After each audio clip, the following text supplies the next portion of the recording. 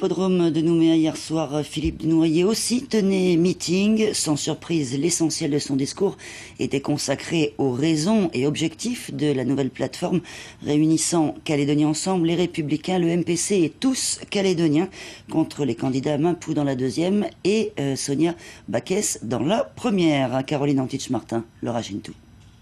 Il faut qu'avant le référendum de 2018, ce qu'il aura lieu, on connaît la question, on connaît le résultat, il faut qu'avant nous puissions discuter tous ensemble, indépendantistes et non-indépendantistes.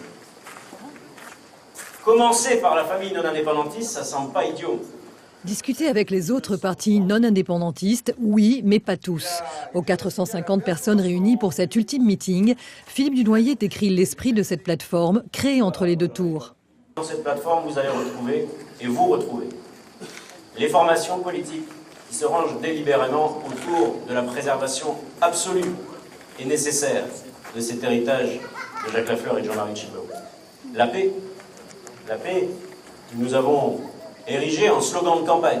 Et le candidat à la députation d'expliquer en détail les objectifs de cette plateforme, établir en amont du référendum le socle de la communauté de destin, notamment via des états généraux, s'accorder sur les grands dossiers du quotidien, fiscalité, vie chère, mines, assurer la stabilité des institutions et parler d'une seule voix à l'échelon national.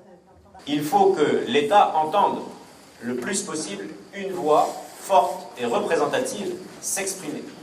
Si cette voix forte et représentative s'exprime à partir d'une plateforme qui représente ces quatre partis et donc les formations non indépendantistes, c'est un atout supplémentaire pour expliquer la Calédonie. C'est un atout supplémentaire pour expliquer nos enjeux là-bas. Ils sont colossaux. À notre échelle, c'est très important. À l'échelle de la France, c'est presque résiduel, c'est quasiment inexistant. À la sortie du meeting, militants et sympathisants ne cachent pas leur soulagement face à ce début de réconciliation au sein du camp loyaliste. C'est très bien pour rassembler les loyalistes, c'est très bien. Je pense que c'est vraiment une bonne idée. Surtout qu'on prépare une échéance très importante, le référendum de 2018.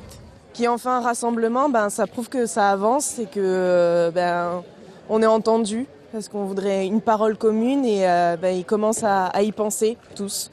Je pense qu'enfin, on va pouvoir travailler ensemble et que c'est ça la chance de la Nouvelle-Calédonie, c'est de travailler ensemble pour un avenir commun.